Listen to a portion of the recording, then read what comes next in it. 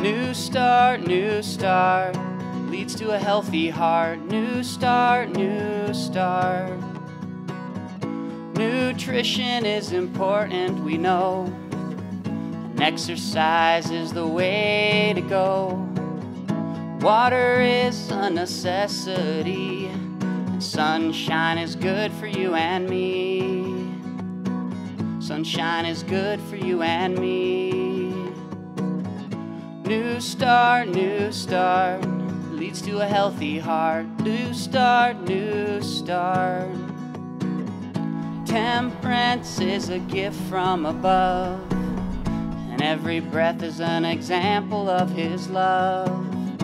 When we rest, we are energized, so we can trust Him with our lives.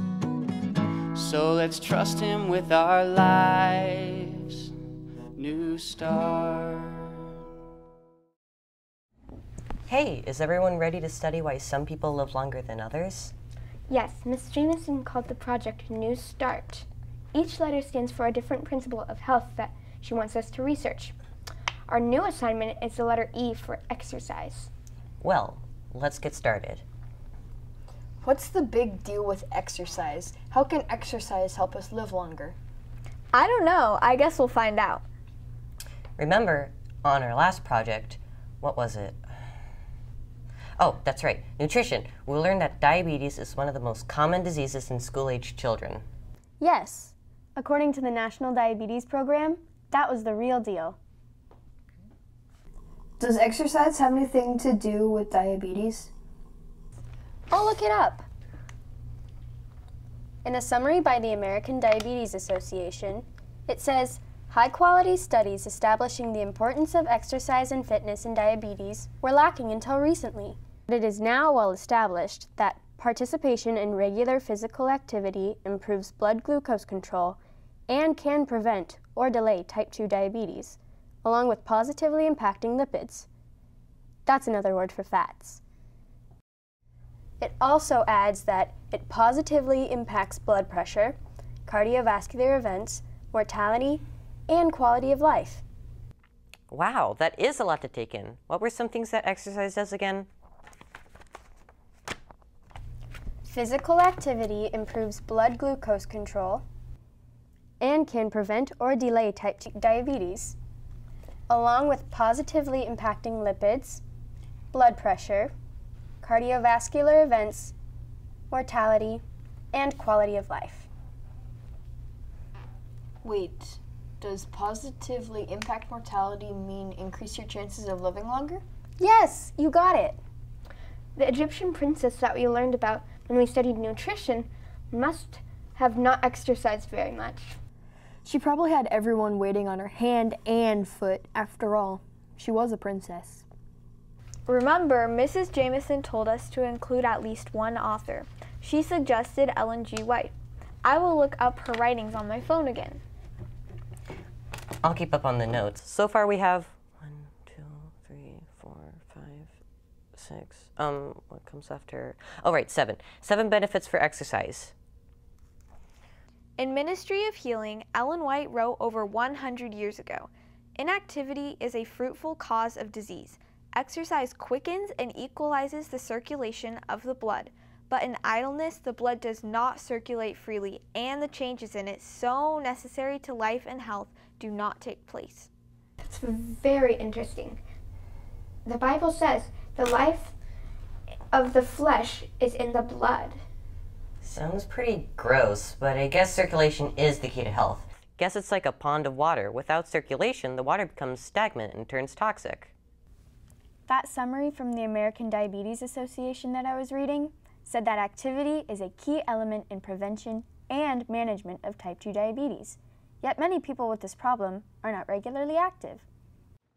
Hey Kate, as much exercise as Shaun White, the snowboarder, skateboarder, ex-gamer record holder gets, looks like you probably won't get diabetes. That could be a real deal. Ellen White says in Fundamentals of Education, the time spent in physical exercise is not lost. Besides those 7 things mentioned, does that dude, Shaun White, benefit from physical activity in different ways? And us too, if we exercise like Shaun White does?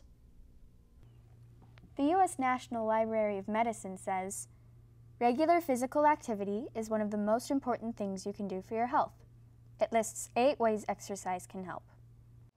Control your weight, lower your risk of heart disease, lower your risk for type 2 diabetes and metabolic syndrome, lower your risk of some cancers, strengthen your bones and muscles, improve your mental health and mood, improve your ability to do daily activities and prevent falls if you're an older adult, and increase your chances of living longer.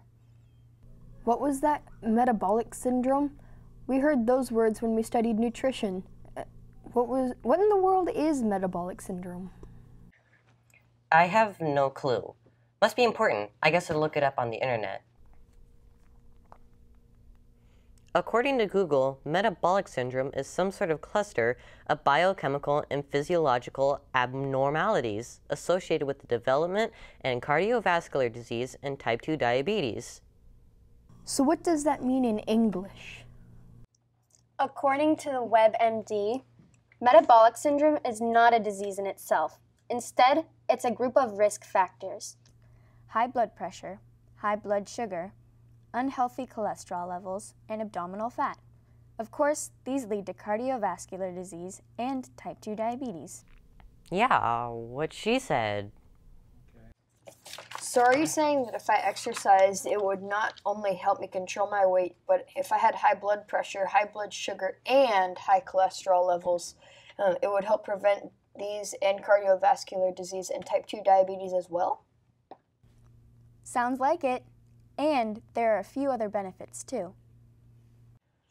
We have talked about 2 different lists of benefits from 2 different articles. Let's compare them. Both mention the benefits of exercise on heart disease, type 2 diabetes, and longevity. The American Diabetes Association list also includes improved lipids, blood pressure, and quality of life.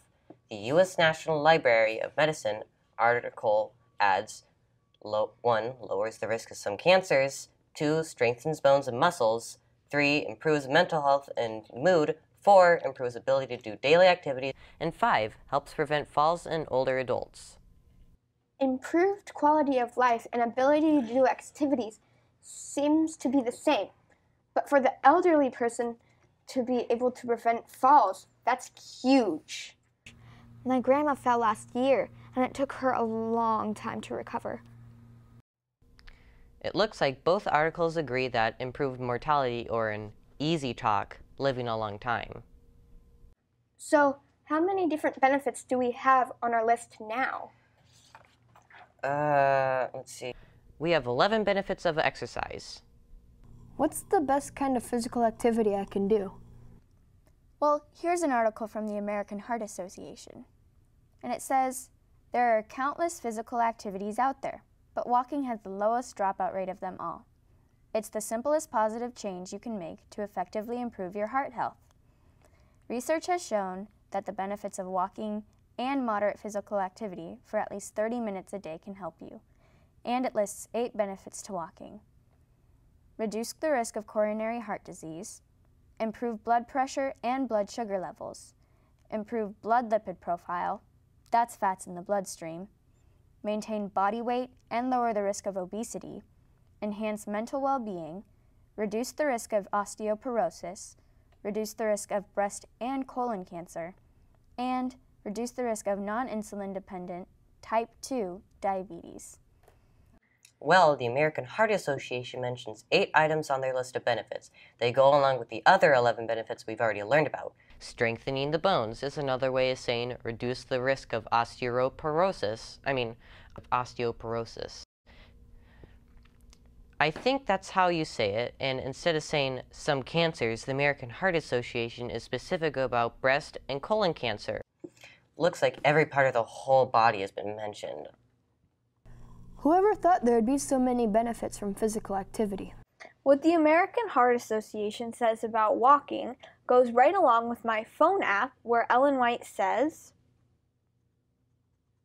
walking, in all cases where it is possible, is the best remedy for diseased bodies, because in this exercise all the organs of the body are brought into use.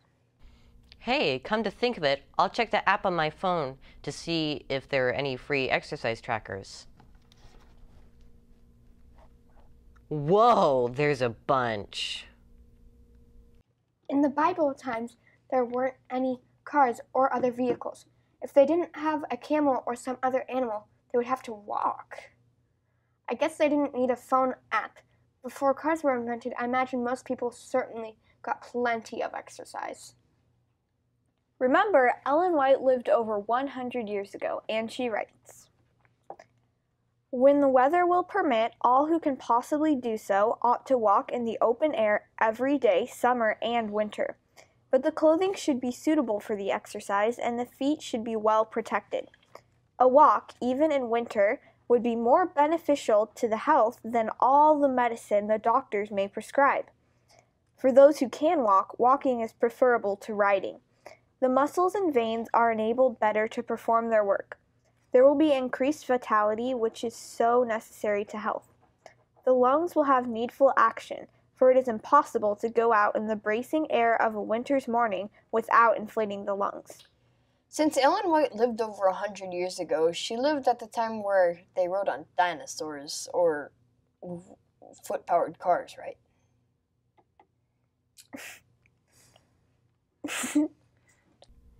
It would obviously be cold in the winter to travel by horse and buggy, but exercising in cold weather would certainly expand the lungs.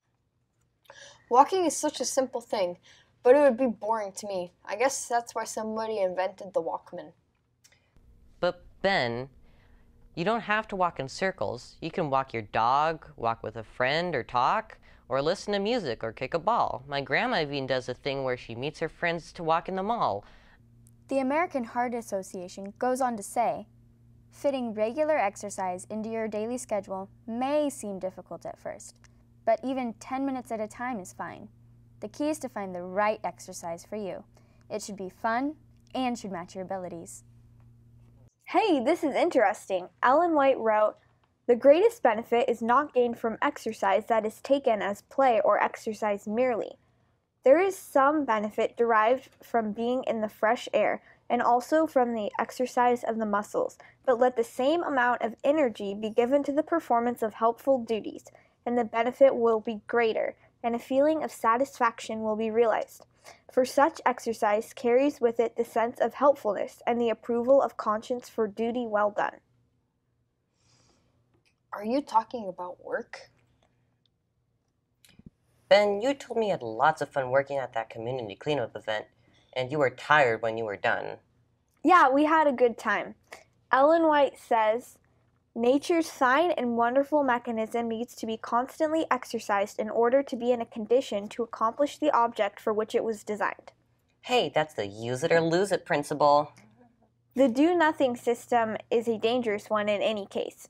Ellen White says physical exercise in the direction of useful labor has a happy influence upon the mind, strengthens the muscles, improves the circulation." Kate, you said one of those benefits of exercise was improvement on the mind, right? What was that Ellen White wrote? Improve your mental health and mood? Yeah. Listen to this. The World Health Organization wrote about depression in 2012. It says, "Depression is a common illness worldwide, with an estimated 350 million people affected. Depression may become a serious health condition. It can cause the affected person to suffer greatly and function poorly, at work, at school, and in the family. At its worst, depression can lead to suicide. Suicide results in an estimated 1 million deaths every year." Depression is important. One of my sister's friends tried to commit suicide. Her family was so worried about her. The State of Oregon website says, "Oregon has one of the highest youth suicide rates in the country.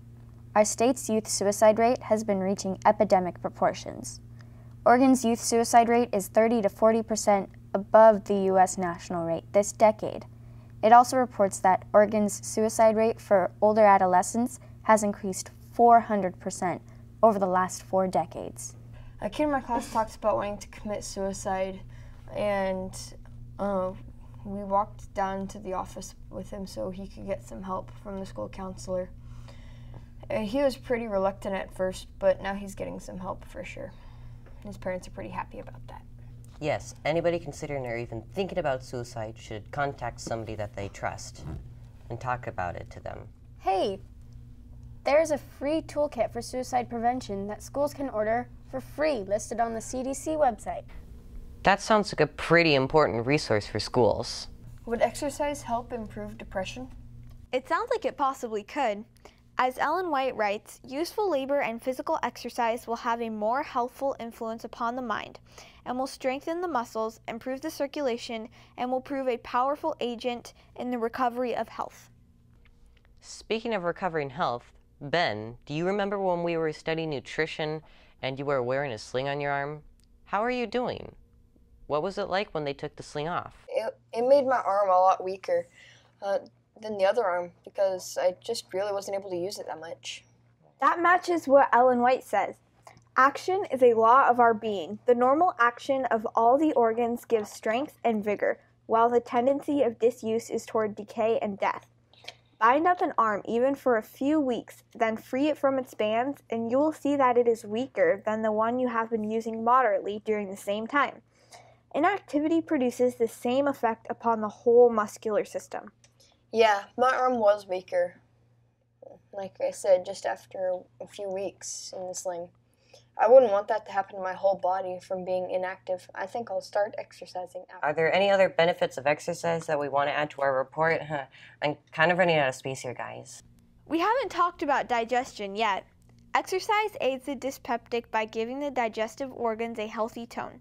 To engage in severe steady or violent physical exercise immediately after eating hinders the work of digestion, but a short walk after a meal with the head erect and shoulders back is a great benefit. Wait, are you saying that a short walk after a meal will help with constipation? Yep, it looks like it. We now have 12 ways exercise can help benefit us.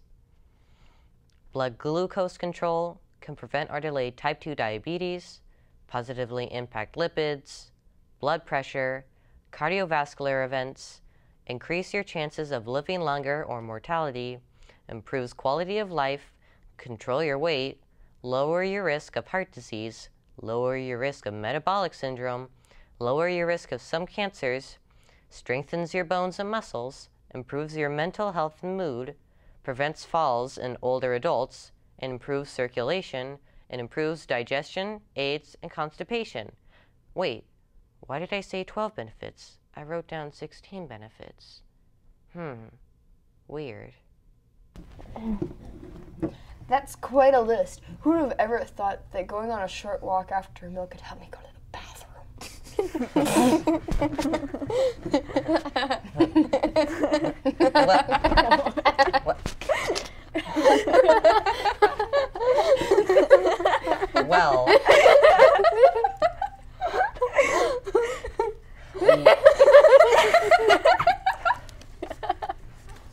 Well, I need to get going pretty soon. My favorite TV show is coming up in a bit. That reminds me, my grandfather told me about an amazing man who exercised and was on TV before I was born in the 50s to the 80s. He said he had a show called The Jack LaLanne Show. Interesting. Wikipedia says that Jack LaLanne was an American fitness, exercise, and nutritional expert, and a motivational speaker, who is sometimes called the godfather of fitness and the first fitness superhero. He described himself as being a sugarholic and a junk food junkie until he was 15. He also had behavioral problems, but turned his life around after listening to a public lecture about the benefits of good nutrition. It's said that his father died at the age of 58, which he attributed to coronary thrombosis and cirrhosis of the liver. I wonder if that had anything to do with his choices. That's interesting, because the Adventist health studies show that regular exercise reduced the risk of fatal coronary heart disease by 50%. What is coronary thrombosis and cirrhosis of the liver? Coronary thrombosis is a blood clot inside a blood vessel of the heart. The blood clot restricts blood flow within the heart. It is associated with narrowing of blood vessels, which can be caused by a buildup of plaque. Cirrhosis is a late stage of scarring of the liver caused by many forms of liver diseases and conditions, such as hepatitis and chronic alcohol abuse. In 1936, at age 21, Lelaine opened up one of the nation's first fitness gyms in Oakland, California, which became a model for dozens of similar gyms using his name. That's amazing. This is cool! Listen to this. Arnold Schwarzenegger once exclaimed that Jack LaLanne's an animal after a 54-year-old LaLanne whomped the 21-year-old Schwarzenegger in his informal contest. Also, LaLanne performed all kinds of feats to demonstrate the importance of exercise and nutrition. Schwarzenegger credited LaLanne for being an apostle for fitness by inspiring billions all over the world to live healthier lives, and appointed LaLanne to his governor's council on physical fitness. Wow, my grandfather didn't tell me all of that. Jack LaLanne published a lot of books and invented exercise machines. He even coached the elderly and disabled to not stop exercising, believing it would enable them to enhance their strength. He certainly spoke out for exercise. LaLanne celebrated his 95th birthday with the release of a new book titled Live Young Forever. In the book, he discussed how he maintained his health and activeness well into his advanced age. Let's see. In 1984, when LaLanne was 70 years old, while handcuffed, shackled, and fighting strong winds and currents, he towed 70 rowboats, one with several guests, from the Queensway Bridge to the Long Beach Harbor to the Queen Mary, 1 mile. Amazing. Do you not know that those who run in a race all run, but one receives the prize? Run in such a way that you may obtain it. And everyone who competes for the prize, 'tis temperate in all things. Now they do it to obtain the perishable crown, but we for an imperishable crown. Therefore I run for thus, not with uncertainty, thus I fight, not as one who beats the air, but I discipline my body and bring it into subjection, lest when I have preached to others, I myself should become disqualified. Kind of like Jack LaLanne, who disciplined his body through diet and exercise. Ellen White writes about the race Paul talked about in Acts of the Apostles, in the hope of impressing vividly upon the minds of the Corinthian believers the importance of firm self-control, strict temperance, and unflagging zeal in the service of Christ. Paul made a striking comparison between the Christian warfare and the famous foot races held near Corinth. Of all the games instituted among the Greeks and the Romans, the foot races were the most ancient and the most highly esteemed. They were witnessed by kings, nobles, and statesmen. Young men of rank and wealth took part in them and gave every effort or discipline necessary to obtain the prize. The contests were governed by strict regulations from which there was no appeal. Those who desired their names entered as competitors for the prize had first to undergo a severe preparatory training.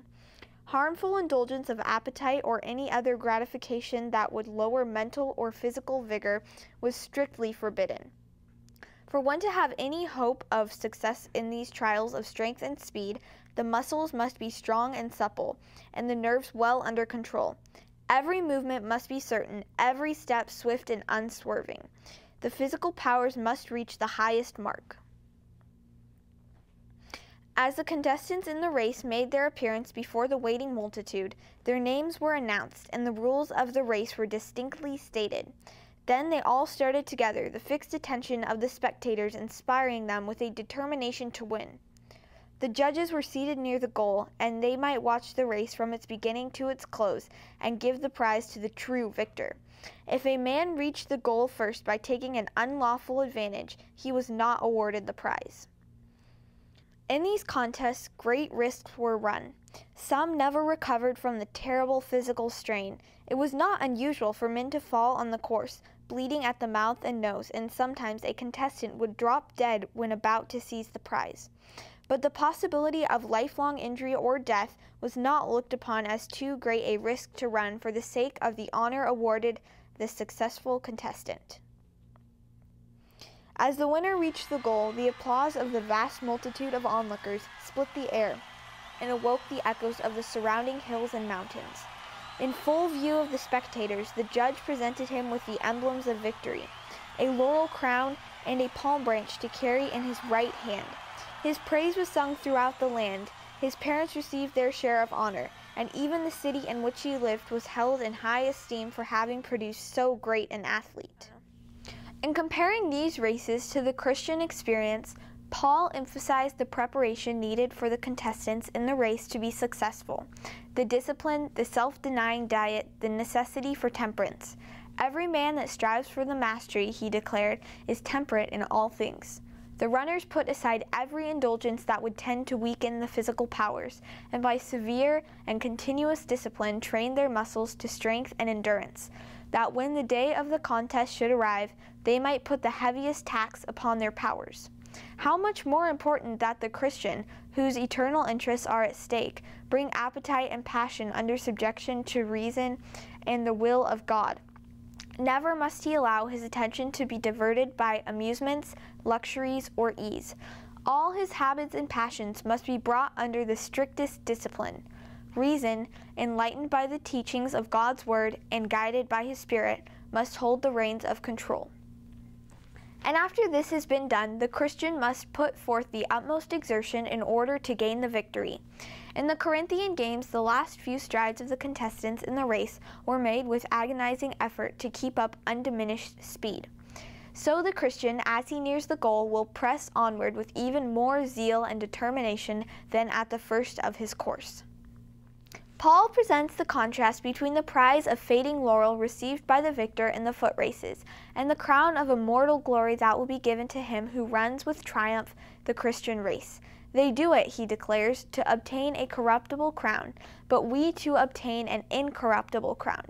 To win a perishable prize, the Grecian runners spared themselves no toil or discipline. We are striving for a prize infinitely more valuable, even the crown of everlasting life. How much more careful should be our striving, how much more willing our sacrifice and self-denial. We've made some great progress. We've discovered 16 ways exercise will help us, including our chances to live longer, including things that will help you with diabetes, heart disease, digestive issues. Well, that goes right along with something I just found in Ellen White's writings in Fundamentals of Education. The student who is continually poring over his books while he gets only a little exercise in the open air injures himself. Equal exercise of all the organs and faculties of the body is essential to the best work of each. When the brain is constantly taxed while the other organs of the living machinery are inactive, there is a loss of strength, physical and mental. The physical system is robbed of its healthful tone, the mind loses its freshness and vigor, and a morbid excitability is the result. Sounds like time to stop to me. Sounds like a good idea. My brain and body need rest. We will need to meet again and learn how water helps us live longer. See you next time! Some things were made to never be forgotten. We'll get up and celebrate another day, 'cause it was made for us. We've got a brand new start, and there is always more to learn. Well, I know this life of mine has many ups and downs. I know I'm destined for changes. Through all the trials here and all the loveliness, I know the Lord is my Savior. We've been through so much together. I see love, love will remain. No doubt the best of me is thanks to you, Lord above, singing.